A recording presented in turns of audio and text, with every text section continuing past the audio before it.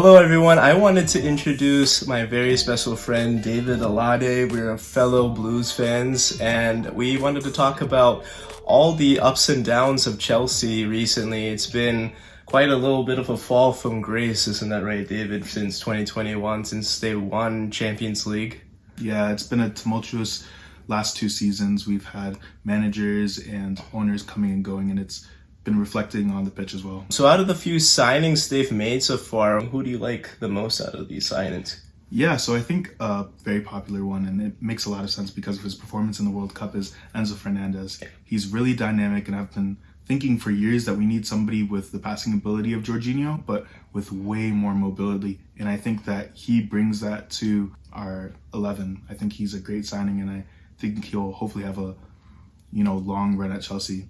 And then another unpopular one, I think just because it's a loan move right now and it's not exactly solidified, is João Felix. And I think João Felix is a absolute baller of a player. Same. I'm an Atletico Madrid fan, and I've been watching Atletico for a while. Yeah.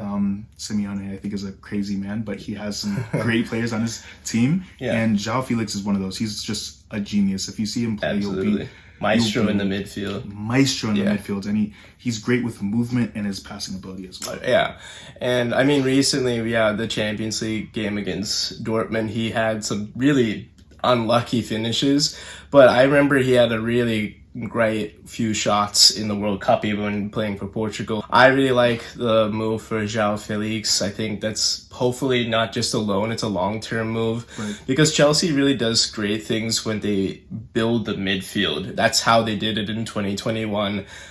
So if Conte also extends, fingers crossed, this midfield would be really dynamic once again. Just to talk about the signings, I like Enzo, definitely. He's one of the best young players on the planet right now, and just the fact that we've locked him up for several years is just a huge thing. And another one I like is definitely Mudryk. I think they need to find some way to get the ball out front. The attackers have been lackluster. They've been solid in 2020, 2021 when at least Kai was somewhat consistent. Pulisic has been dinged up with injuries, but he struggles to find time on the pitch. Werner was interesting to say the least. So really since Diego Costa, right, Chelsea's been really trying to find a true striker. So let's hope to see that Mudryk could maybe do something up front, and we'll see what happens. And then another thing that I wanted to talk about is, how does Chelsea improve, or what do they need to improve to be competitive in the Premier League moving forward? That's a great question. I want to hear your opinion on this as well. But personally, I think I listen to a lot of soccer podcasts and like football podcasts about actually how teams are run and about the moves that are happening outside of the dressing room. Like the backroom staff is really important to a team's success. 100%. Yeah. Training staff, just the little things, right? From ownership to the bottom, assistant head coaches, just getting that kind of good morale is really good, because otherwise when it gets toxic, Chelsea's quick to fire managers if there's even like a few string of bad games. We've seen that habitually with this franchise. So I think it's just something that is so integral from top to bottom, but continue. Yeah, I was going to say that I think we need a good sporting director right now, because when Abramovich left, there was a lot of chaos within the club, and we actually lost our sporting director. And we looked at a couple of other candidates from the Bundesliga and La Liga, but right now, I think Todd Bowley's still managing the club as like a sporting director, and he's an American who politely does not know anything about football. I think we really should look to invest in a very good sporting director, and I think that will help in our long-term success on the field. Absolutely. Yeah, I totally agree with that. I mean, remember when Abramovich left, they took away several key board members too. Right. Cech was part of that board, and he's been a staple to the club since as a player and in his post-retirement career. Yeah. And I mean, there was also Marina Grinazakia. She was a huge part of that board as well. So not just the trainers or the sporting directors, it just also goes with the board. Yeah. And it's big shoes to fill, and American owners are kind of learning the Premier League. We've seen that now with the new owner, but definitely has to look into this summer and find a really good talent for that sporting director gig, because whether it's from somebody in the Premier League or whoever else who knows their stuff, has been part of a club that's kind of been in a rut and then helped them glow up, I think that would be great for Chelsea, absolutely. Just from like a schematics thing too, I think defensively, they've been solid, but I think they need to find a way to really clamp down consistently. We've seen a lot of like late game breaks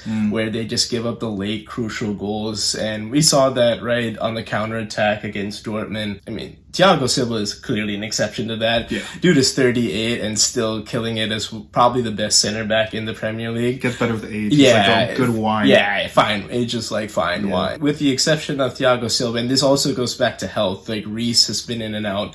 Ben Chilwell has been in and out. But if those guys are healthy, that would be helpful, absolutely. So what are your thoughts on Graham Potter now that we have like a decent sample size of his running Chelsea so far? I think that he is intelligent and bold. I think I've seen that a lot in the way that he plays and the way that he matches up versus different teams.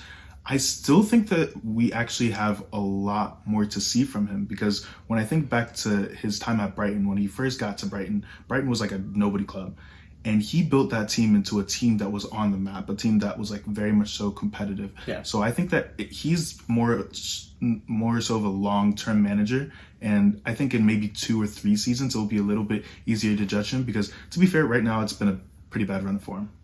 Yeah, and I think a lot of fans are very impatient. That's been the culture with Chelsea. If they get into a little bit of rut, they just say, sack the owner, right, sack the manager, right, and then let's just find somebody new. I personally would have loved to see Tuchel just have a little bit more of a chance back then. But what's done is done, and we have to embrace Potter as who and what he's trying to do. Bare minimum, absolutely have to give him like a full year, a full sample size, give him the summer to get signings that he actually wants to integrate into this squad, and then really set the, a reset button, right? Because come in with a clean slate in August and see how they compete with the rest of the Premier League. That would be really good, because right now it's not fully his team. It's partially Tuchel's team still.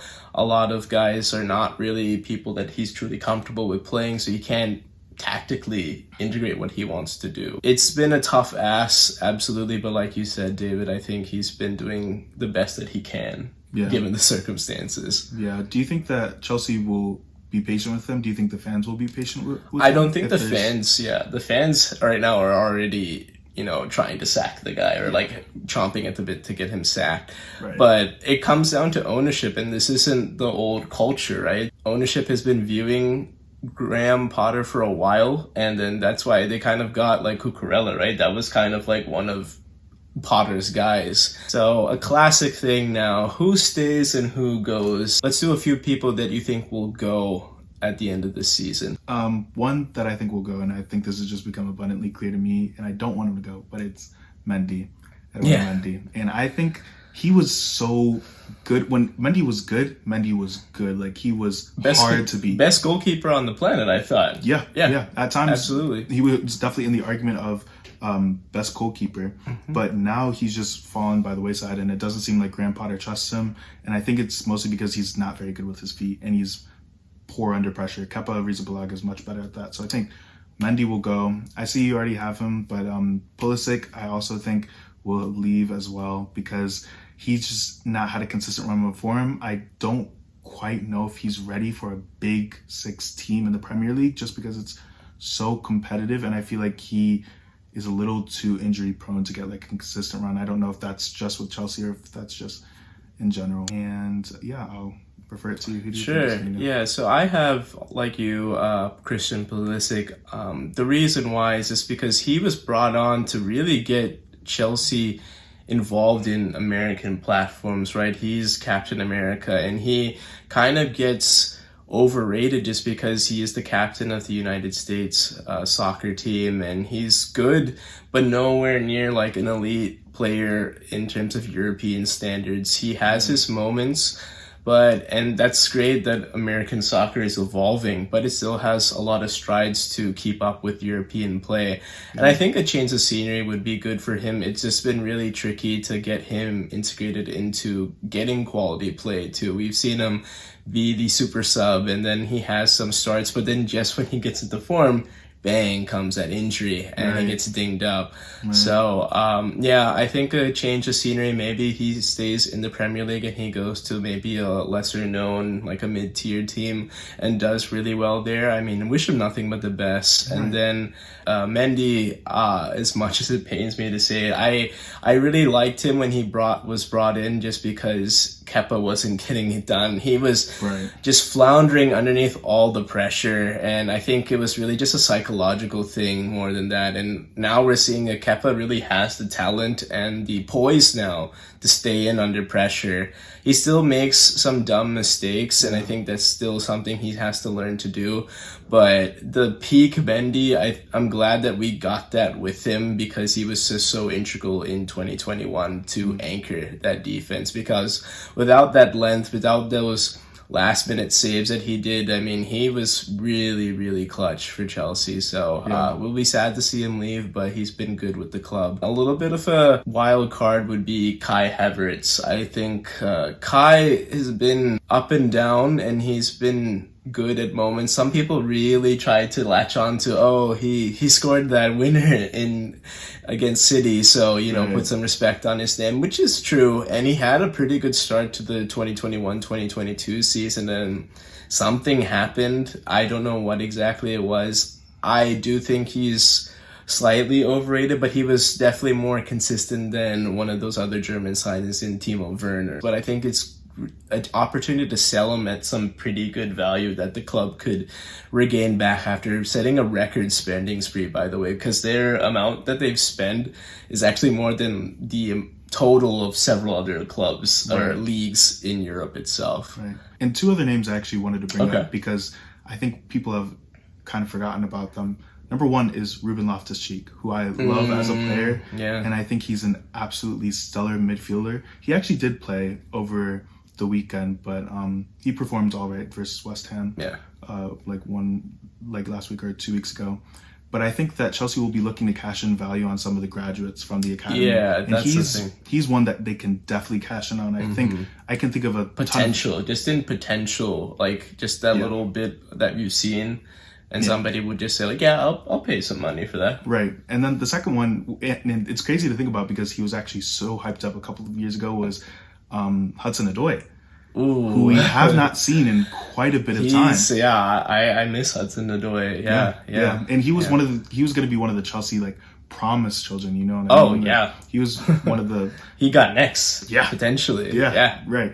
And unfortunately, like, we haven't seen that, and he's been on loan for the season, and I don't think he's gonna have the patience with the club anymore. I think he's either gonna force a move or they're gonna sell him. For some people staying, who do you think would be staying, or who would you like to see stay with the club? Well, I'd like to see Conte stay. Yeah. Because I think that you can't overestimate Premier League experience. Like, somebody that's actually gone and won a Premier League, actually 3 Premier Leagues, correct? With one with Leicester, 2 with Chelsea. Leicester, and also Champions League. Yeah.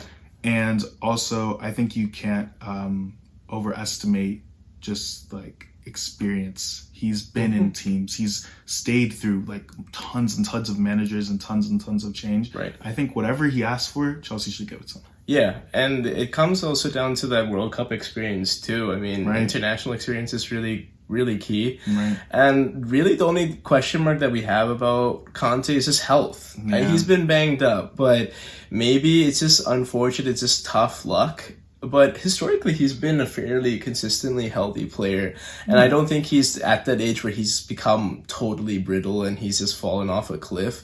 So absolutely, whatever Conte wants, I would absolutely give it to him because he deserves it, and he's just so integral in terms of being a defensive midfielder. I mean, just in terms of setting attacks on the other side by creating tackles and then starting to fast break the other side, just so key. Right. And Chelsea's in different atmosphere with him when he's on the pitch. Another guy I would like to see stay would be Ben Chilwell.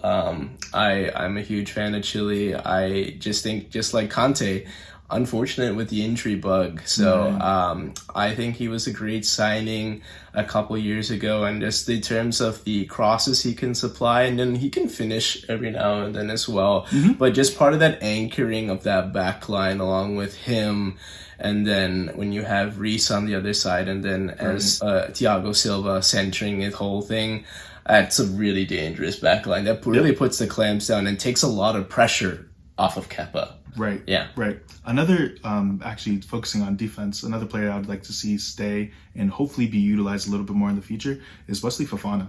Fofana, yeah. I know he was a part of the Tuchel era, but I think he has a lot of potential to be a great center back. Totally agree, yeah. He just needs to crack the starting lineup. And I think one thing, I don't know how exactly to do it in Premier League or football culture, but at least in American football or even in basketball, when the season's kind of lost, they start playing the younger guys more because they don't want to get the veterans dinged up because they have some trade value or like they couldn't just get rest and they want to preserve them for the next season, given that it's a lost season. And Chelsea is kind of in that state, so I think it would be great to see even get some guys that just don't really start typically, because they're not threatening to get relegated, and they're just going to be stuck in the middle right now. So you can't really elevate too far and you can't sink down in the standings that far. I'll definitely say this is the season to experiment, I think. Yeah, absolutely. They're stuck right in the middle. Yeah, but I do think Graham Potter will, obviously want to get as many wins as he can under his belt to keep his job. Yeah. And also I think that now is the time to build the confidence of the team. These are, we've gotten a ton of signings, which I think was a mixed strategy. I think that, it's great because it adds excitement to the club. The fans are hoping to see their new favorite signings on the pitch, but at the same time, I think it has made it a little bit more chaotic, and we have a lot of different names in one dressing room. But I'm optimistic that a lot of these changes will be positive. Sure. Chemistry is so important in any sport, and when you do a lot of mid-season acquisitions, it's just so integral. I mean, we're already hearing these rumors right now with the Cucurella not passing it to Murdic. It's been a lot of opportunities where he's wide open and he just doesn't elect to pass to him. So, of course, I'd like to see Cucurella just not be on the pitch as often because he's been highly suspect when he plays.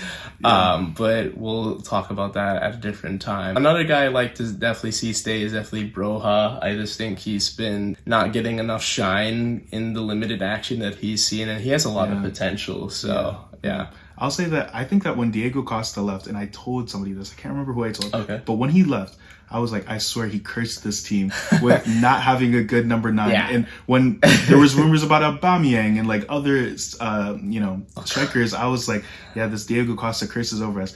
Broha is here to destroy that curse. I think if we actually play him well and we incorporate him, I think he's the chosen one. He has everything that you need. He has the height, he has the desire, he has speed. Like, I think he could really be a great. He just needs to crack the lineup, really. I honestly thought Lukaku could have done it last season just because he's like that homegrown talent. And then like he's been just talking about it, and he really did get off to a pretty good start in 2022 or 2021 in the fall, and then that injury kind of disrupted the chemistry, and we never saw him get reintegrated back into the fold again. But the number 9 curse is a desperate find right now for Chelsea, so hopefully they can break it with whoever it may be, with Broha or who else. So recently there was some rumors already circulating around with Neymar potentially joining. What are your thoughts on that, David? I am of the opinion it's a bad idea. I'm of the opinion it's a bad idea because I think with a lot of Galactico players, like players that are almost, too big for their own good, it takes away from the distraction of their own club, because you have to play that player. You know, it's going to be news if Neymar is dropped or if Neymar's put in a supporting role. He's not the kind of player. He's more of a luxury player, I think. If you have Truly. if you're in a league like League One, respectively, where you can walk half of the games in the season, then you can play Neymar. But if you are in a league where every single team in this league could beat Chelsea, every single team in this league could beat any other team in this league, I feel like it's a lot more challenging to have a player like Neymar on the team. Yeah, and like he kind of goes against at least the historic culture of Chelsea, where they're more team-centric rather than centered on one superstar. Yeah. They've been blessed to grow talent that turn into superstars, but they're still not the face of the club either. Right. Neymar would just be him, his fan base would just kind of asphyxiate to that group and kind of overtake the whole franchise, which is an adjustment, really. I don't know if he would gel well. It's a nice rumor to have, but I don't really see that happening. Yeah. But we just don't know what could happen because this, again, is new ownership. They may be trying to make some more news and waves across the football landscape. Yeah, it scares me a little bit because I'm wondering if the new ownership is just Google searching like football players and they're like, you don't know, he's American. I mean, we did see Ronaldo rumors for a little bit, and that was getting a little scary. But I know, yeah. I'm happy he sold out to go to play in Saudi Arabia. I know. That would have been bless Ronaldo. That would have been disastrous to say the least. Yeah. Okay, so I have a question for you. Sure. Where do you think Chelsea finished this season, and where do you think Chelsea will finish next season? Yeah, I think given the amount of young blood in the fold right now, I think right now they're 10th or so right now.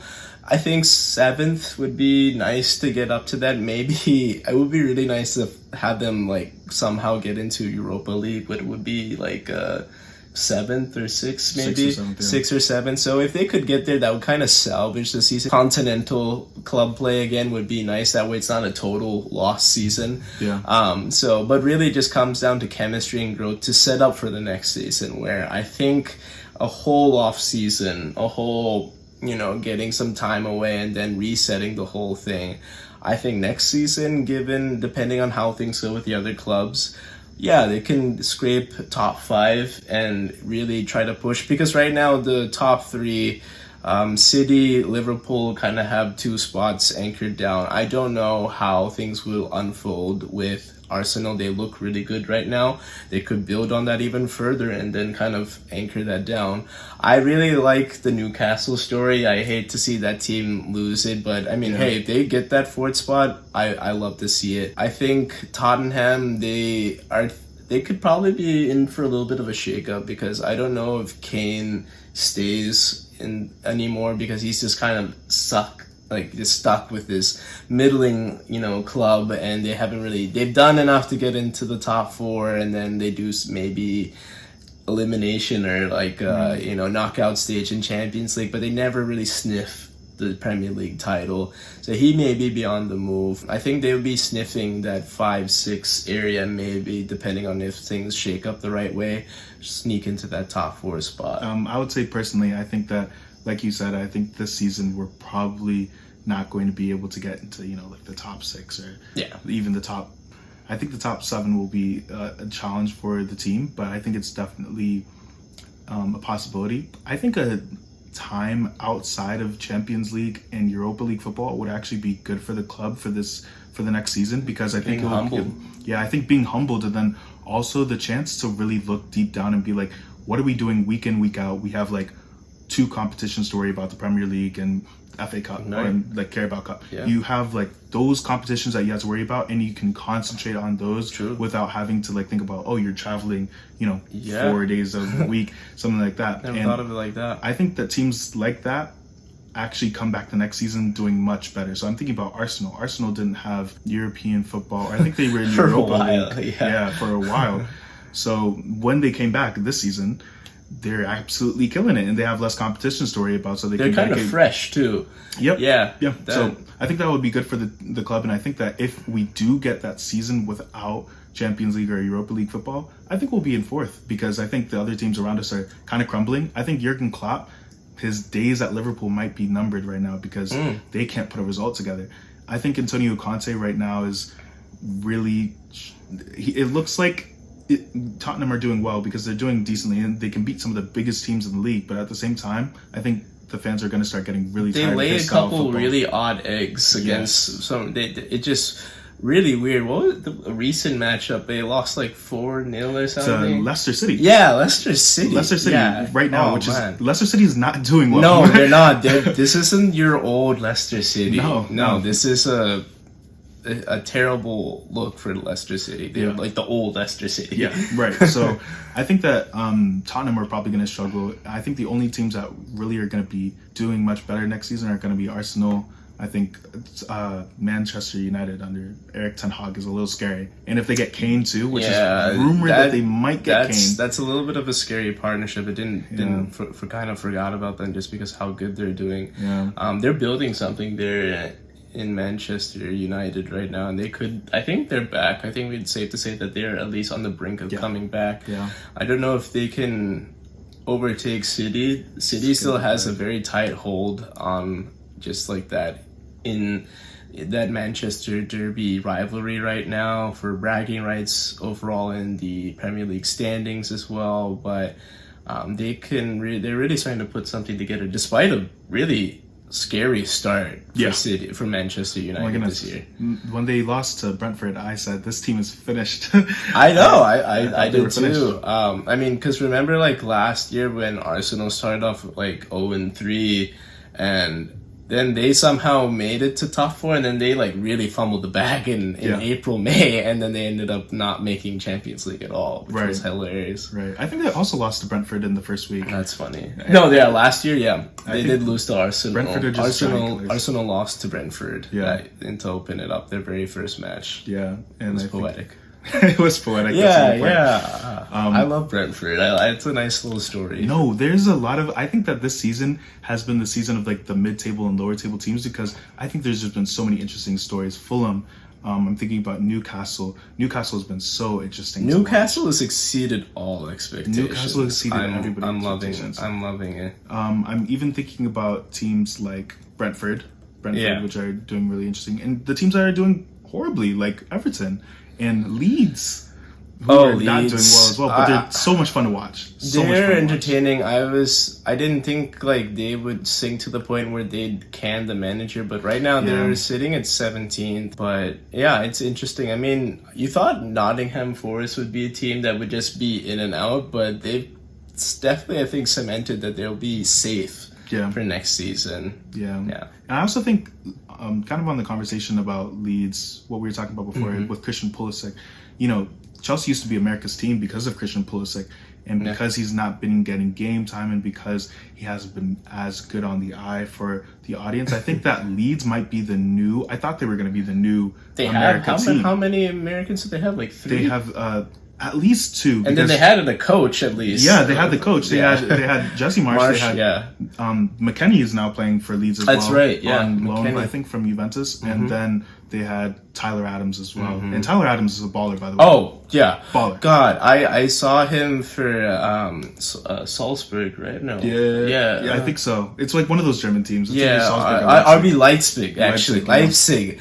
That Champions League goal in 2020 where he came off the bench and that was the go-ahead goal. Oh my God, that really put him on the map for me because I barely even knew about him, and that I mean, just his development since then, captaining Team USA, he was phenomenal in the World Cup, definitely. Yeah, for sure. Yeah. So I think that the league table is looking really, really interesting this year. And I think that Chelsea is like one part of that story, but I think it could be worse. It definitely could be. It could. I mean, 10th is not a good look for a Big Six club. Yes, but not at all. I mean, at least Liverpool are doing poorly as well. If Liverpool weren't doing as bad, then I'd be kind of embarrassed. Me too. Yeah, I like. Well, yeah, like Liverpool, you're like right there next to us. Exactly. So I'm not feeling that bad about ourselves. I really think that Chelsea, if they just find a way to manufacture goals, that's the biggest thing, is how do we generate offense? We can provide a string of clean sheets. We've seen that. Right. But can we generate the score? And that's something going into leg 2 that concerns me with Dortmund. Thankfully, it's the home leg. Yeah. So we have the bridge helping us out to generate some juice, some energy. I think we can provide a clean sheet. It's just like, can we manufacture a goal? If not, and two, to go ahead to advance. That's the real question. Yeah, and I think the really hard question for me is every time I watch Chelsea, I'm thinking, where are the goals going to come from in this team? Yeah, like it's really hard.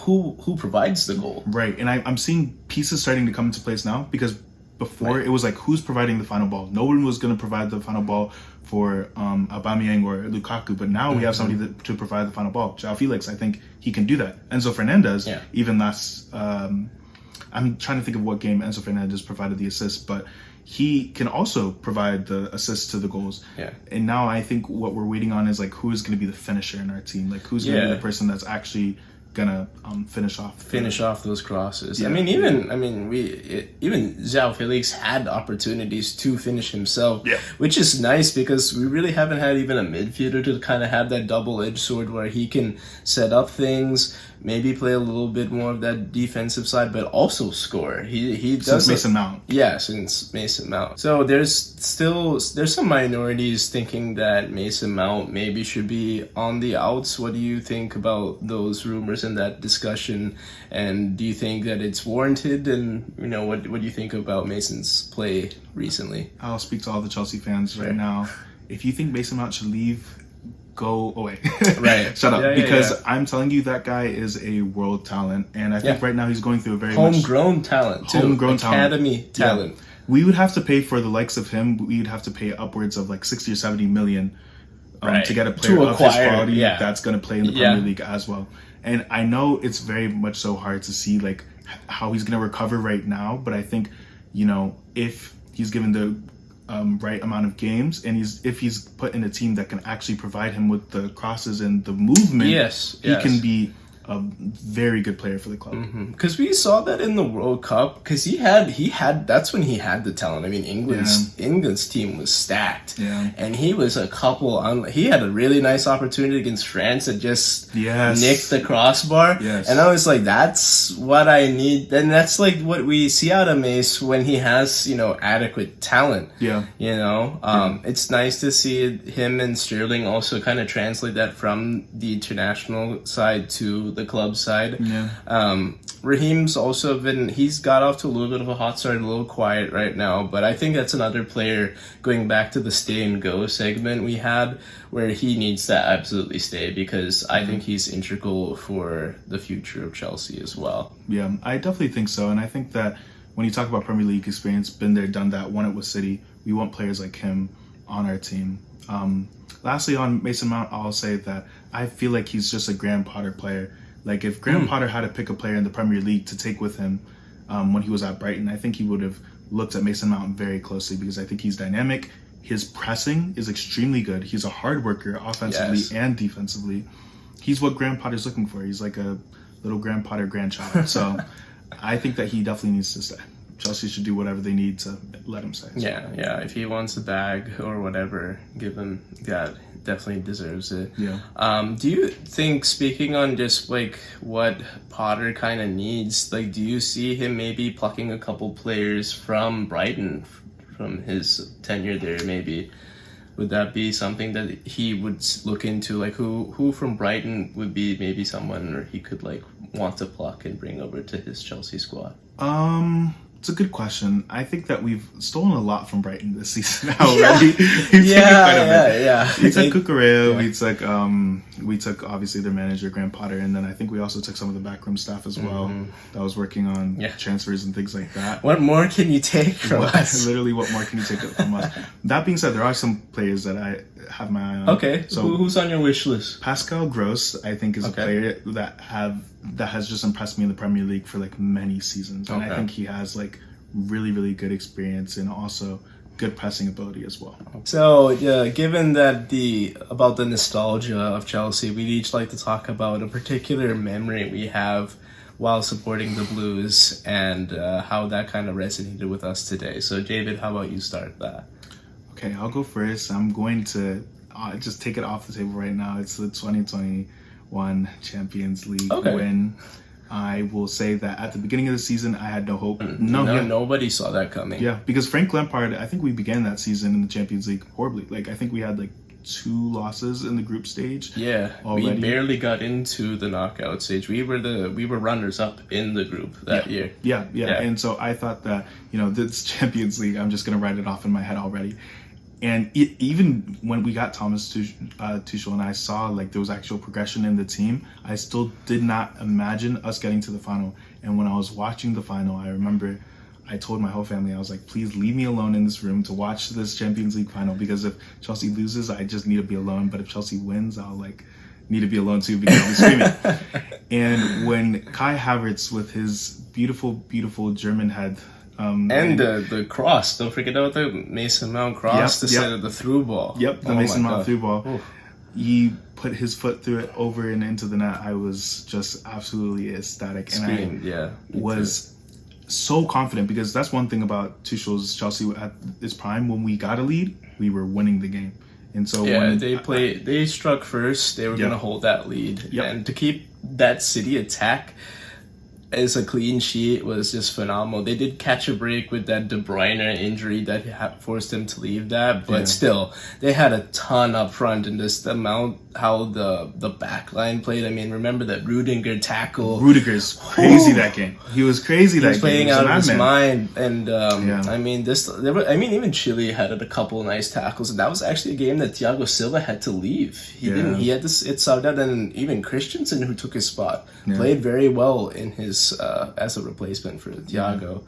That's a really good memory. An unexpected run to the top of Europe. For me, actually, I'll go a little bit further back with another Champions League run. This is 2012. That was actually really my first true memories of following the club. My godmother, who will be watching this, actually, she was the one that inspired me to be a Chelsea fan. She talked about it and sent me countless gear throughout the years. Wow. So, and I was 16, 17 at the time, and this was Champions League final, another unexpected run, but this was against Munich, who was an all-time club, and they were playing in their home stadium too. So odds stacked against them. They were without John Terry too going into that. So I was like, it's a little dicey, but hey, maybe everything's written in the stars. And it got really scary when they went ahead in the late stages of that, but then the equalizer from Drogba, and then the second one in extra time. I mean, it was just an epic final to begin with. The Peter Cech save, super clutch, and it was kind of just the culmination of that late 2000s Chelsea club who made it to the 2008 final, getting kind of some revenge or like some kind of closure because they couldn't finish off the deal against United that year. And then Didier Drogba steps up for the last penalty kick to cement it. Poetic to say the least. Incredible. So that was that. I think that's my top Chelsea memory for sure. Beautiful memory. Yeah. Didier Drogba was the reason I became a Chelsea fan. So, iconic. Iconic, man. Yeah.